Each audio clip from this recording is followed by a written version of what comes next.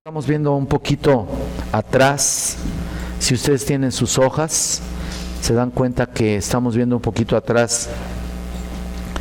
Estábamos dando cuenta, haciendo un poquito el resumen de lo que hemos estado viendo, que la ira divina es una de las perfecciones de Dios, así como lo estoy diciendo así en mi oración. Es una de las perfecciones de Dios que es evidente, ¿no? No solo por las consideraciones presentadas hasta el momento, sino lo que es más importante, porque así lo establecen las afirmaciones categóricas de su propia palabra. Dice en Romanos 1:18, porque manifiesta es la ira de Dios desde el cielo.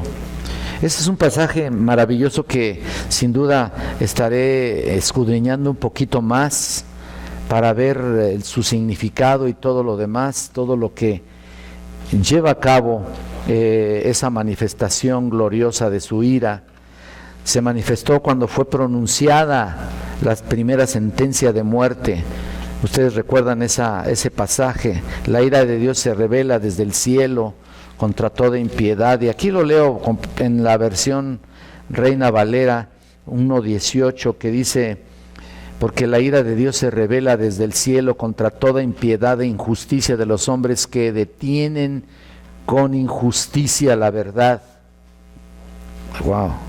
Es profundo este pasaje realmente, y es maravilloso porque nos hace ver realmente categóricamente lo que es su ira manifestada hacia el pecado, ¿no? Entonces, como les digo, se manifestó cuando fue pronunciada la primera sentencia de muerte, cuando la tierra fue maldita, ¿no es cierto? Y el hombre echado del paraíso, y después por castigos ejemplares tales como el diluvio, lo estuvimos diciendo la semana pasada, castigos bien manifiestos, como Dios se revela de esa manera porque tenía que hacerlo. Mira, la destrucción de Sodoma y Gomorra, el diluvio y con fuego del cielo. Mira nada más, bueno, el Sodoma y Gomorra, ¿no? Y especialmente por el reinado de la muerte en todo el mundo. O sea, la muerte quería tomar posesión así de todos los elementos, de todos los seres humanos y de todo el sistema. De hecho lo tiene, ¿no? Pero qué hermoso es saber que Dios se manifiesta con su ira para precisamente estar en contra de esa manifestación de muerte en todo el mundo, ¿no? Y se manifestó también en la maldición de la ley. ¿Se acuerdan ustedes? La manifestación de la ley para cada transgresión, y fue dada a entender en la institución del sacrificio. ¿Se acuerdan? En el capítulo 8 de Romanos, el apóstol llama la atención de los cristianos al hecho de que la creación entera está sujeta a vanidad. ¿Te acuerdas que estuvimos viendo esa parte, no? Está sujeta a vanidad toda la creación, y gime y está en dolores de parto, ¿no? Esperando la manifestación gloriosa de nuestro gran Dios y Salvador. Cuando Él venga en gloria, pues toda la creación de alguna manera va a cambiar, ¿no? Y la misma creación que declara que hay un Dios y publica su gloria, proclama también que es el enemigo del pecado y el vengador de los crímenes de los hombres. Pero sobre todo, ¿se acuerdan que dijimos? La ira de Dios fue revelada desde el cielo cuando su Hijo vino. Y eso es lo más tremendo, ¿no? La clave fundamental para que aquellos llamados como nosotros, indignos realmente de venir a la salvación, el Señor nos haga dignos, ¿no? En otras palabras, su Hijo vino a manifestar el carácter divino, y cuando esa ira fue presentada en sus sufrimientos y su muerte en la cruz del Calvario para redimirnos. Qué tremendo, ¿no? ¿Se acuerdan que decíamos, incluso en uno de los estudios bíblicos también decíamos que su ira se manifestó ahí en la cruz, y realmente ahí Jesucristo estaba sufriendo todas las eternidades de castigo de todos nosotros. Los que fuimos redimidos, merecíamos la muerte y la condenación eterna, ¿no? Pues Él estaba sufriendo el castigo de todos nosotros, y por su llaga, dice Isaías, fuimos nosotros curados, ¿no? Pero el castigo fue de todas las eternidades de todos nosotros. Imagínense nada más, qué tremendo, ¿no?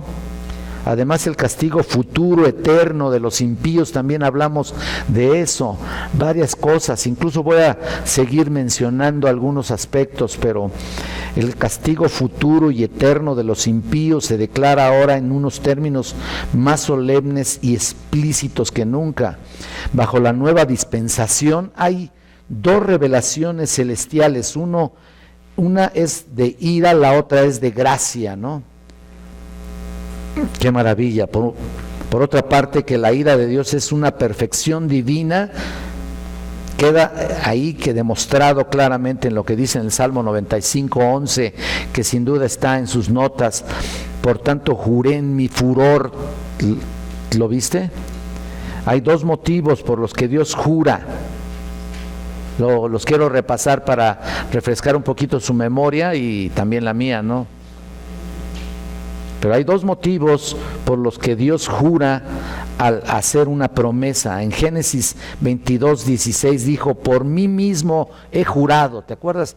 Lo tienen en sus notas, sin duda. Pero el segundo, para anunciar un castigo, en Deuteronomio 1:34. El primer caso, Dios juró un favor en favor de sus hijos. En el segundo, para atemorizar a los impíos. Y por eso les menciono Deuteronomio 1:34: y oyó Jehová la voz de vuestras palabras y se enojó, dice esta versión. Un juramento es una confirmación solemne. Juró el Señor, no es como los hombres que juramos por alguien para tener confianza, ¿no? Una que nosotros mismos nos fabricamos, ¿no? Por eso citamos Hebreos, ¿te acuerdas? Hebreos 6:16, ¿no? 6:16, lo tienen en sus notas, ¿no? Que dice: porque los hombres ciertamente juran por uno mayor que ellos, y para ellos el fin de toda controversia es el juramento para confirmación. Entonces, mira, nosotros podemos hacer todo tipo de juramentos, pero Dios, cuando jura, es un acto solemne y profundo, un juramento de confirmación, ¿no? En el Salmo 89:35, Él declara: una vez he jurado por mi santidad. Otra forma de manifestar su juramento, ¿no? Él jura por mi santidad. Mira nada más qué maravilla. Mientras que nuestro gran Dios aquí, Jehová, apela a su furor o ira como una perfección, ¿te acuerdas que dijimos igual a la santidad? Él jura tanto por una como por la otra, pero aún hay más. Como que en Cristo habla de toda la plenitud de la divinidad corporalmente cuando habla de Él, ¿no? En Colosenses 2:9. Y ya que en Él lucen gloriosamente todas las perfecciones divinas, Juan 1:18, es por ello que leemos la ira del Cordero, ¿no? En Apocalipsis, ¿no? Mira, le escarbas y ves por un lado y por otro, y estás viendo la maravillosa manifestación de su ira gloriosa de veras contra el pecado, por todos lados.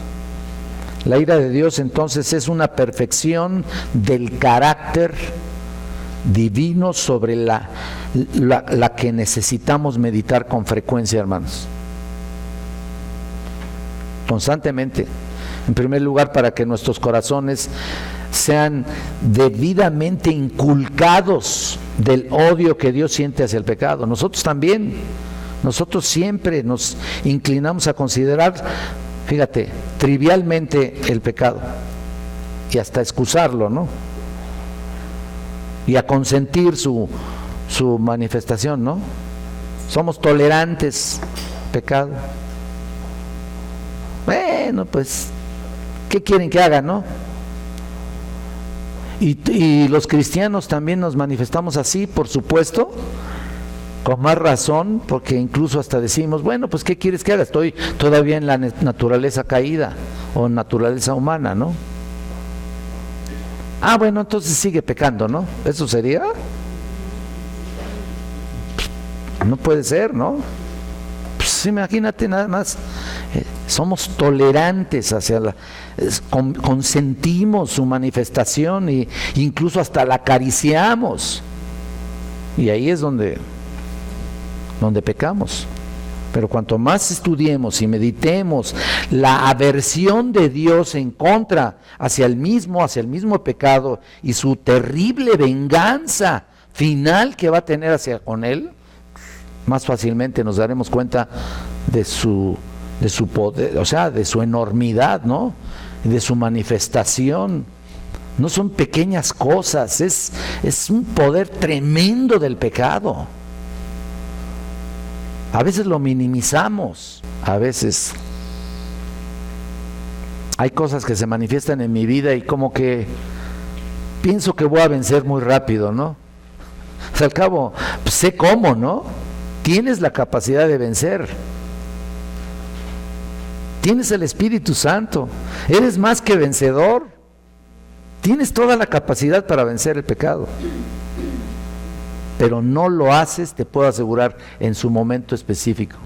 Te puedo asegurar que no vencemos en el momento que verdaderamente necesitamos. Dejamos pasar las cosas. Y hablando de nuestra cultura, ¿no? Porque nuestra cultura es así, dejamos pasar las cosas. Siempre he dicho que somos los hombres del mañana, porque todo lo dejamos para mañana.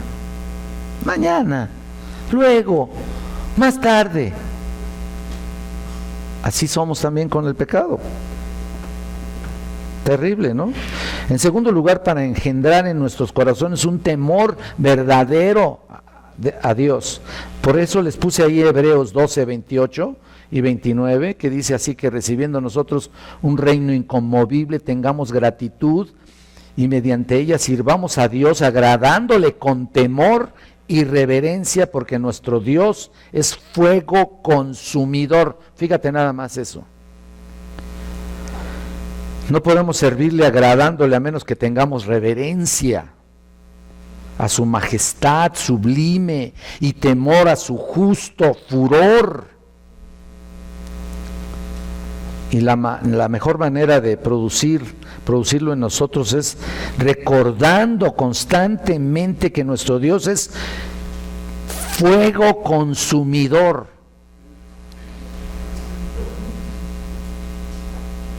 Por eso yo a veces les menciono que muchos posiblemente estamos viviendo en un tipo de castigo hacia nuestra vida y no nos damos cuenta y lo trivializamos. ¿Saben cómo? Diciendo que es una prueba. ¿Y qué tal si es un castigo?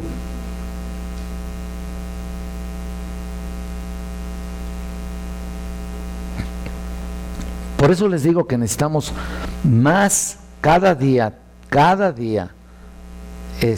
agudizar nuestro discernimiento para saber exactamente lo que está pasando, ¿no? Ahora, desde luego que nos preocupamos demasiado por nosotros mismos, como que somos demasiado cuidadosos de eso, ¿no? Debemos pensar más que nada en lo que estábamos orando ahorita en la reunión de servidores, que realmente hay una gran necesidad del Evangelio, hermanos. Una gran necesidad de llevar el Evangelio. No restringir nuestra capacidad y nuestra responsabilidad a cuatro paredes aquí. Como decía el hermano Alfonso aquí. En cuatro paredes nos estamos aquí apapachando, estamos muy cómodos aquí adentro de nuestra iglesia. ¿Qué está pasando? ¿Por qué no ganas almas para Cristo?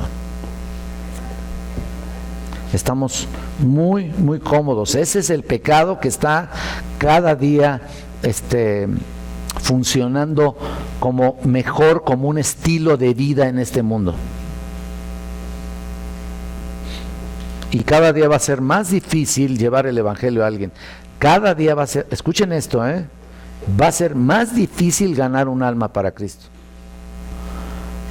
Cuando estábamos en Grace nos decían, no, pues es más fácil hablar del evangelio en México, ¿no? Por la cultura y por lo que sea, ¿no? Acá en Estados Unidos en realidad es dificilísimo, de veras. Todos se creen cristianos, ese es el problema. Y aquí ellos dicen, no, pues en México es más fácil. Pues yo puedo asegurarles que es igual, porque el pecado se hace más parte de su vida. Ya es muy común en su vida. Gracias. Entonces, en tercer lugar, para elevar nuestras almas en ferviente alabanza por habernos librado de la ira venidera. En 1 Tesalonicenses 1:10. Y miren, sinceramente, a veces no lo pensamos muy seguido. Nuestra rapidez o nuestro desgano en meditar sobre la ira de Dios es un medio eficaz para el cual es una verdadera posición delante de Él. Es decir, debemos meditar en esta ira venidera tan solo con nuestros familiares, ¿no es cierto? Con nuestros seres queridos, el castigo eterno que van a sufrir. Mira, y tú ves, ay, ¿cuándo, no? ¿No es cierto? Vemos a nuestros familiares. Yo que tengo tanta familia tan mocha, no sé si lo vayan a ver, pero menos me van a aceptar. Tengo tanta familia tan mocha en Guadalajara que de veras, de verdad, no, es terrible. Están encadenados a su religiosidad, a su religión tradicional, y por más que les hables del evangelio ya están tan mezclados, tan relacionados con la religión católica que otra cosa no te aceptan. Le acabo de hablar a una prima allá en Guadalajara, le digo, voy a estar allá, a ver si está, te invito para que estés ahí en la conferencia. No, pues quién sabe. En fin, entonces tenemos que pensar en que esa gente irremediablemente va a estar en el infierno. Entonces tenemos que meditar sobre eso. Pero también tenemos que gozarnos, porque el castigo al pecado es, ya lo dije, parte de su carácter, de su programa, y es un equilibrio, ¿me explico? Y lo tenemos que entender así. Nos tenemos que gozar, nos gozamos verdaderamente en Dios por lo que Él es en sí mismo y por todas las perfecciones que habitan eternamente en Él. Entonces, cada uno de nosotros necesitamos orar y estar en guardia para para cada día estar perfeccionando nuestra vida cristiana, y no estar constantemente meditando o no estar constantemente confabulándonos con el pecado. Debemos considerar lo que somos. Nuestra naturaleza humana es terrible. Puedo decir que es la peor de todas. Ni siquiera Satanás es tan poderoso como nuestra naturaleza humana, Se lo digo en serio. Ahí está toda la maldad. Pareciera que estuviera concentrada en tu cuerpo humano, en tu naturaleza caída humana, pareciera que estuviera concentrado todo el pecado. De verdad. A veces le echamos demasiado la culpa a Satanás y por supuesto que él está trabajando y buscando hacernos caer y todo lo demás que quiera, todo lo que quieras. Todo lo que quieras. Pero nuestra naturaleza humana la traes contigo. ¿Me explico? O sea, la estamos cargando. Aquí está. Mira, qué peligro, ¿no? Cada día con un mayor peligro. Y pareciera que cada día con una mayor disponibilidad a pecar. Y pareciera que cada día se acentuara más la posibilidad de pecar. Entonces, gracias al Señor, porque hemos sido redimidos. Si no, ¿qué sería de nuestra vida? Entonces, si no alabamos la memoria de su santidad en el Salmo 97, 12, si no nos regocijamos al saber que en un cercano día Dios desplegará gloriosamente su ira al vengarse de todos los que ahora se oponen a Él, eso es una prueba positiva de que todavía estamos en nuestros pecados. Debemos gozarnos. Mira, parece ilógico y parece lamentable que nuestros familiares y mucha gente vaya a conducirse al fuego eterno, pero debemos gozarnos en ese atributo. Pareciera que se contradice, pareciera que nos gozamos en que ellos vayan a padecer en el infierno eterno. No es que nos gocemos en ellos, pero debemos gozarnos en esa característica de Dios. Porque es parte de Él, ¿no? Es parte de sus atributos, le alabamos por eso. Por eso Deuteronomio 32, 34 dice: alabad gentes a su pueblo, porque Él vengará la sangre de sus siervos y volverá la venganza a sus enemigos. ¿Te acuerdas? Y de nuevo también en Apocalipsis dice: después de esto oí una gran voz de gran multitud en el cielo que decía: aleluya, salvación y honra y gloria y poder son del Señor nuestro Maestro, Dios nuestro, porque sus juicios son verdaderos y justos. Fíjate cómo hay un regocijo por sus juicios. Dice: pues ha juzgado a la gran ramera, dice ahí en Apocalipsis 19. ¿Sí lo tienen, no? Hay regocijo por el castigo de los malvados.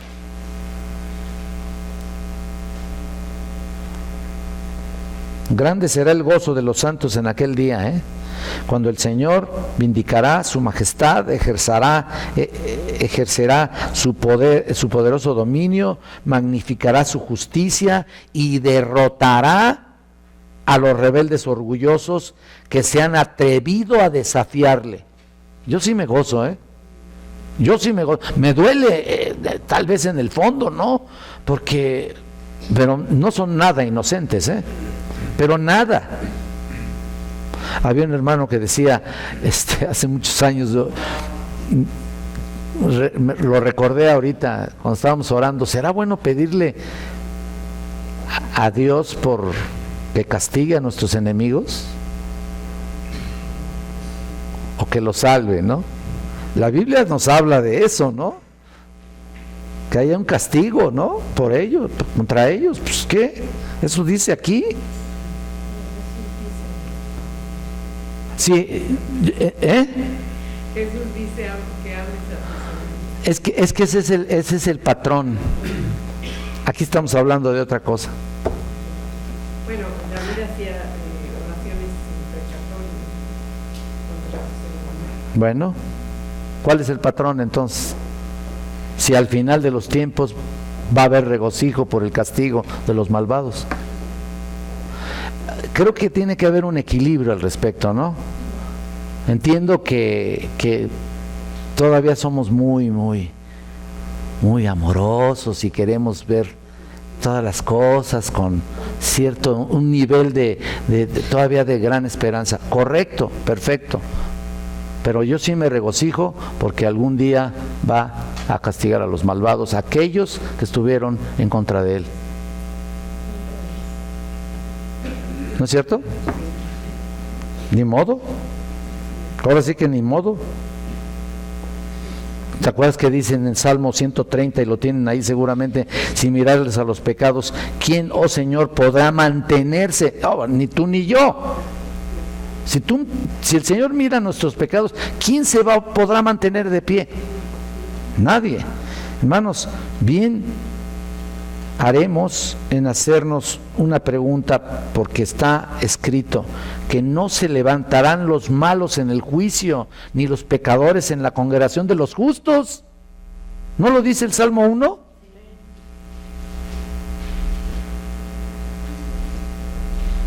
Pues no me gozo, pero me lamento por ellos, pobres, pero me gozo por Dios. ¿Me explicó? Tiene que haber ahí un equilibrio ahí, porque luego nos queremos hacer demasiado buenos para alguien que ha pisoteado la sangre de Cristo. Y mira, a veces me pongo a pensar que estoy seguro, por supuesto, que hay millones que ya no, o sea, no van a ser elegidos. Millones que se van a ir al infierno. No podemos saberlo, ¿verdad? Claro que no podemos saberlo. Pero Dios te da discernimiento en algunos casos para ver, este cuate jamás, esta persona no creo que, o sea, lo sientes, lo disciernes. O sea, tanta gente que les has hablado de Cristo y la siguen pisoteando la sangre del Cordero. Y ¿sabes qué? Me gozo porque se cumpla el deber que tiene el Señor en su ira contra esos malvados. Lo siento, pero me gozo. Entonces, imagínate qué agitada y angustiada estaba el alma de Cristo bajo el peso de las iniquidades de los suyos, de los suyos que Dios le imputaba al morir. Imagínate el peso de pecado que había ahí, esa agonía terrible, el sudor de sangre, su clamor y súplica, y todavía él antes de, no estoy hablando de que estaba en la cruz, antes, un poco antes, si es posible, pasa de mí esta copa, ¿te acuerdas? Su grito aterrador: Dios mío, ¿por qué me has desamparado? Y luego todavía dice: Señor, no les tomes en cuenta su pecado, este pecado. Todavía, fíjate. Y por supuesto que ahí hubo muchos que estuvieron cerca, por supuesto que recibieron la salvación. Muchos estuvieron en torno ahí. Y todo eso nos muestra qué terrible era el temor que sentía por lo que significa el que Dios mire los pecados. Bien pueden clamar los pobres pecadores: Señor, ¿quién podrá manifestarse? Como el mismo Hijo de Dios tembló así bajo el peso de su ira. Si ustedes no se han afianzado, si no nos hemos afianzado a la esperanza que es en Cristo Jesús, el único Salvador, ¿qué pasaría contigo, no? Como dice Jeremías 12:5, ¿qué harán en la espesura del Jordán? Dice, aquí lo dice el escritor, ¿no? El gran Dios, pudiendo destruir a todos sus enemigos con una palabra de su boca, fíjate, es todavía indulgente. Fíjate hasta dónde se extiende su misericordia. Es indulgente con ellos y provee a sus necesitados o a sus necesidades. Entonces no es extraño de él que hace bien a los ingratos y malvados, nos mande bendecir a los que nos maldicen, pero no piensen los pecadores que escaparán, ¿no? O sea, hay un tiempo ya hubo un tiempo de misericordia, ya hubo un tiempo de gracia, ¿no es cierto? Ya pasó mucho tiempo. ¿Desde cuándo ha pasado? Por eso es lento para la ira, ¿no? Y grande en misericordia. Mira todo el tiempo que ha pasado, que ha resistido el pecado del hombre. Entonces, cuando los mande al infierno, es bastante justo. Bastante justo. ¿No es cierto? Ahí está.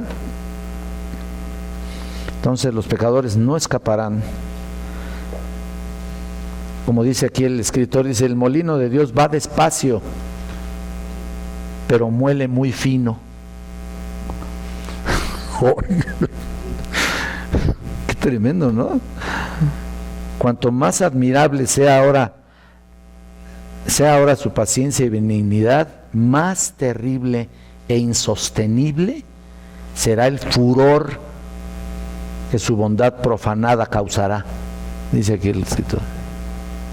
Qué fuerte, ¿no?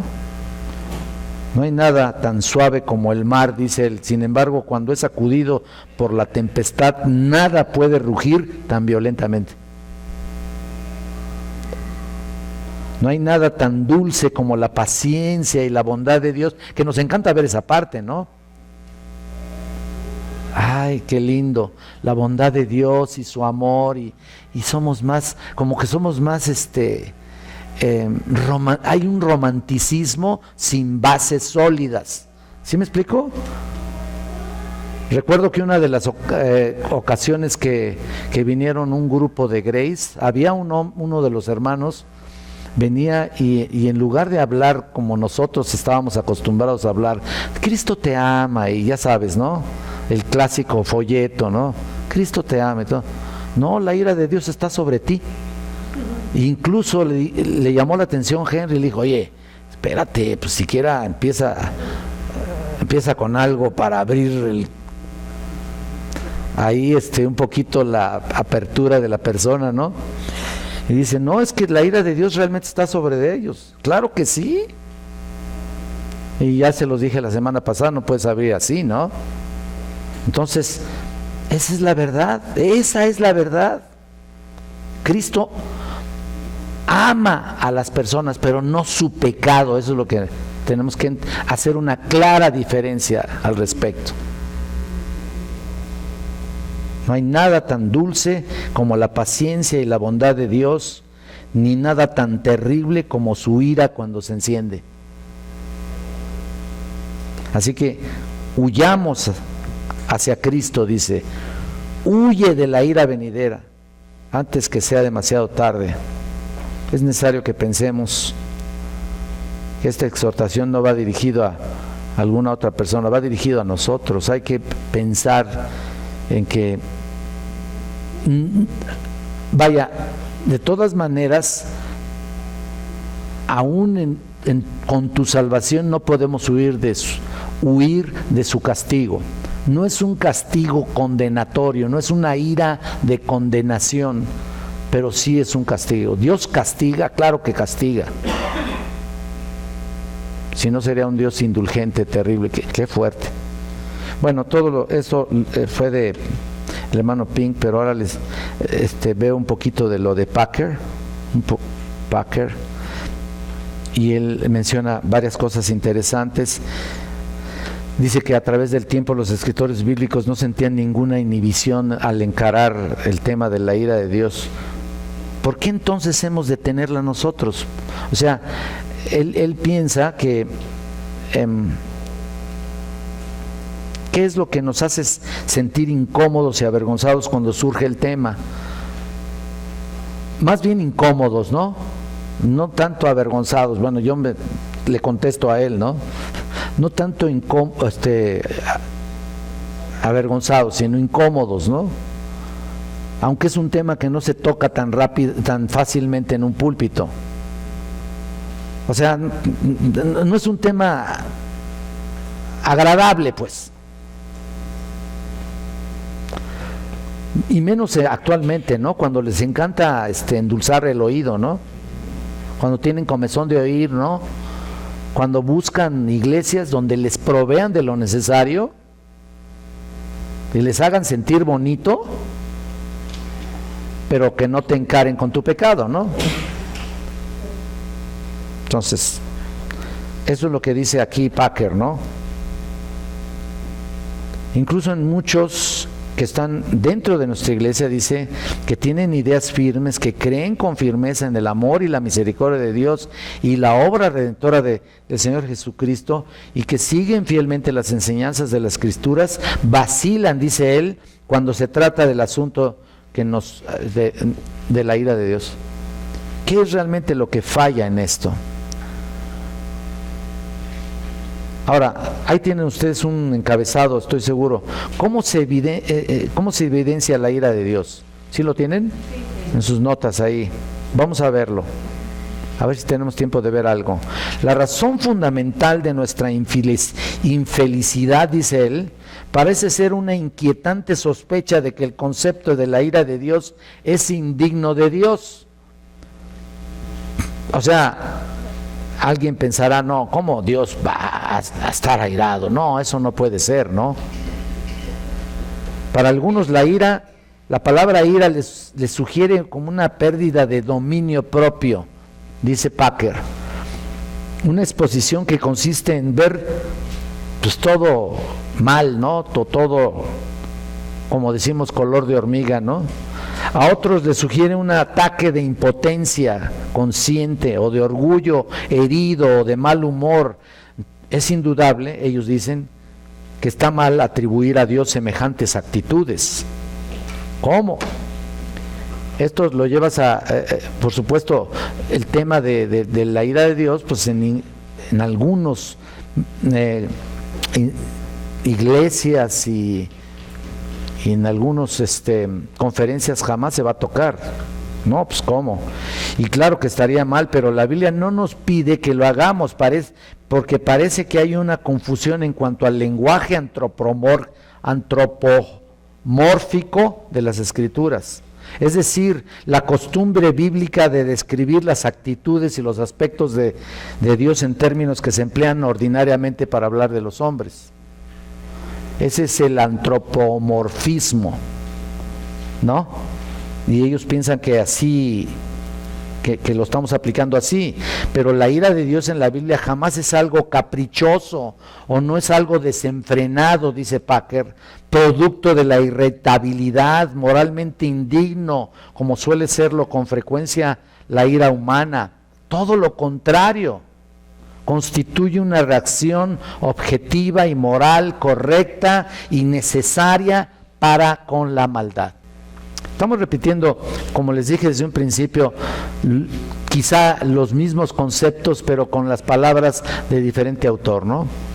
Quise meter algunos autores aparte de Pink, que es el que estamos viendo y que el que estamos estudiando, para que nos demos cuenta la otra cara, ¿no? Lo que ellos opinan. Y me parece interesante que estemos escudriñando un poquito de lo que de lo que Packer dice. La ira de Dios es siempre judicial, dice, es decir, es la ira del juez cuando administra justicia. En segundo lugar, Packer dice, es algo que los hombres eligen por sí mismos. Antes de ser una experiencia infligida por Dios, el infierno es un estado por el cual el hombre mismo opta. Dice él, rechazando la luz de Dios, que Dios hace brillar en su corazón para dirigirlo hacia él mismo. Bueno, miren, vamos a leer Juan 3:18, que tú conoces ese pasaje, que dice, el que en él cree no es condenado, pero el que no cree ya ha sido condenado porque, el que en él cree no es condenado, pero el que no cree ya ha sido condenado porque no ha creído en el nombre del unigénito Hijo de Dios. Aunque ellos mismos se dictan juicio cuando rechazan la luz que les llega mediante Jesucristo, lo que hace Dios subsiguientemente como acción judicial para con el incrédulo es colocarlo en el sitio correcto, justo, donde el pecador permanecerá separado de Dios, como es su gusto, ¿no? Para siempre, separado de Dios para siempre, porque así lo quiso. Ahora, aunque es el pecador que opta en rechazarlo, quien realmente manda al infierno es Dios. Mira, vamos a Mateo Mateo 10. Y tú también seguramente recuerdas este. Dice, y no temáis a los que matan el cuerpo, mas el alma no pueden matar. Temed más bien a aquel que puede destruir el alma y el cuerpo en el infierno. ¿Quién es el que lo hace? Es Dios, no es Satanás, es Dios. Finalmente es el que manda al infierno. O sea, el hombre rechaza a Dios, pero Dios lo determina su destino. ¿Me explico? Porque hay veces que hay autores que piensan que el hombre escoge su camino y el hombre solito va al infierno y por eso Dios es todo amor y ellos solitos se van al infierno. Bueno, Él escoge su camino, pero Dios determina su destino, ¿no? Escoge su camino y Dios determina su destino. Ahí está. Por eso en Romanos y la ira, ahí tienen ustedes en Romanos, según Lutero y Calvino, la carta de Romanos constituye de veras la puerta de entrada a la Biblia y que contiene más referencias explícitas a la ira de Dios que todas las otras cartas sumadas de Pablo. Bueno, vamos a dejar esto de la ira. No, todavía tengo un poco de tiempo. Vean el significado de la ira. La ira de Dios denota la decidida acción de Dios a castigar el pecado, y ya vimos este pasaje otra vez de Romanos 1:18, lo vuelvo a poner ahí porque es el que marca precisamente el autor, ¿no? Y este es un pasaje tremendo que vale la pena después analizarlo, ¿no? Pero ahí está. Y ahí está, pero yo no lo encuentro. Aquí está. Sí, ese mero. Porque la ira de Dios se revela desde el cielo contra toda impiedad e injusticia de los hombres que detienen con injusticia la verdad. Esta es tanto una expresión de una actitud personal y emocional de Dios como la de su amor para con los pecadores, según Packer. Su amor para con los pecadores es la manifestación activa de su odio por el pecado moral. De hecho, la palabra ira puede referirse a la manifestación culminante. También esto puede significar la culminación, la manifestación culminante en el futuro para el juicio que se menciona como el día de la ira. Cuando tú veas esa frase, siempre se va a referir a la culminación de la humanidad, el día de la ira. Es decir, cuando Dios se manifieste en este mundo, en primer lugar, esta es una parte solamente. Romanos 2, aquí, vean, Romanos 2:5. Cuando comience aquí la tribulación, es una pequeña parte, son 7 años de tribulación, es ira de Dios, está determinado así, está manifestado así como la ira de Dios ahí, en esos 7 años. Y en el 2:5 dice, pero por tu dureza y por tu corazón no arrepentido atesoras para ti mismo ira para el día de la ira y de la revelación del justo juicio de Dios. Esto no está hablando específicamente del juicio del gran trono blanco. Escatológicamente hablando, este versículo está hablando de la manifestación de ira en la tribulación. ¿Por qué? Porque el versículo siguiente lo dice. O sea, el cual pagará a cada uno conforme a sus obras. El juicio del gran trono blanco es para arrojarlos al infierno eterno. O sea, ya en una determinante juicio ya completo. Pero en la tribulación va a pagar a cada uno según sus obras. Entonces está tremendo. ¿Por qué? Porque dice en el 7, vida eterna a los que perseverando en bien hacer, buscan gloria, honra e inmortalidad, pero ira y enojo a los que son contenciosos y no obedecen a la verdad, sino que obedecen a la injusticia. Entonces, ahora ve Romanos 5, 9.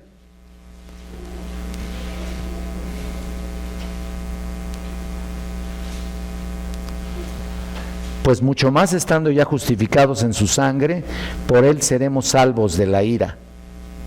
Ahí está otra vez la parte importante, ¿no? La revelación más gráfica de la ira y el odio santo de Dios. Fíjate, ira y odio santo de Dios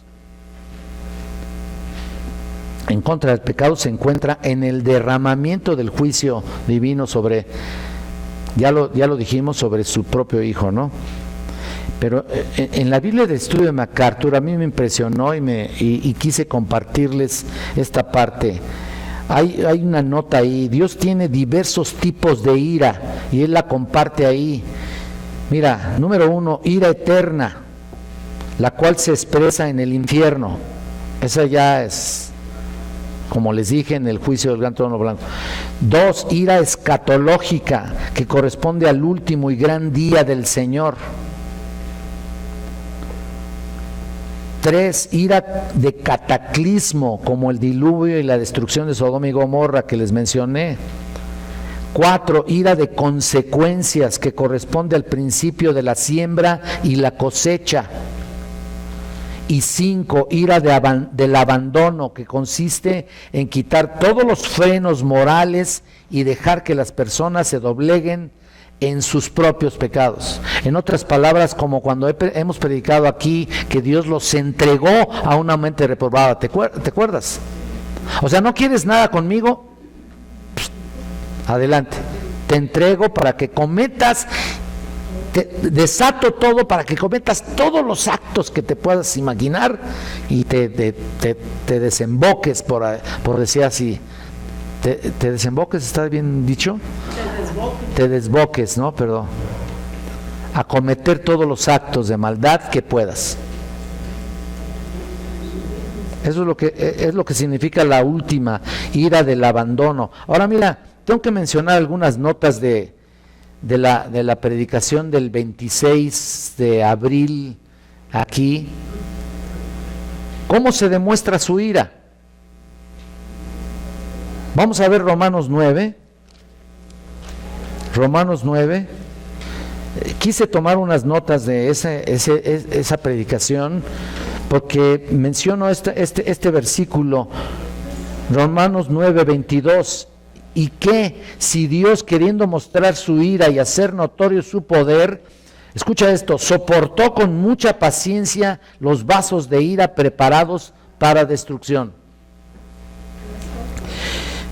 y para hacer notorias las riquezas de su gloria, las mostró para con los vasos de misericordia que Él preparó de antemano para gloria, a los cuales también ha llamado, esto es, a nosotros, no solo a los judíos, sino también a los gentiles. Se me acabó el tiempo, hombre.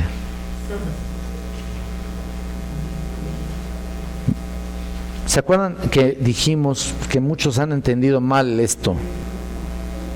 Y comienza diciendo, ¿y qué si Dios? ¿Se acuerdan que dijimos? Y si Dios ejerce su elección divina en la autoridad soberana para hacer algunos vasos de misericordia, mientras que otros vasos de ira, ¿a ti qué? ¿No? ¿Te acuerdas que estábamos hablando de eso, no? Bueno, ya le paro ahí, porque si no me sigo si quieren me sigo ya hasta las 12, 1 de la tarde. Es como decirle a Dios, ¿no? ¿Tú, a ti qué, no? ¿Y qué derecho tienes tú, no? O sea, más bien Dios a todos nosotros. ¿A cuánto asciende tu capacidad para comprender esto? ¿Tienes alguna autoridad para cuestionar a Dios? ¿Verdad que no? Bueno, lo vamos a concluir la otra semana, ¿no? ¿De acuerdo? Vamos a orar y vamos a terminar este tiempo.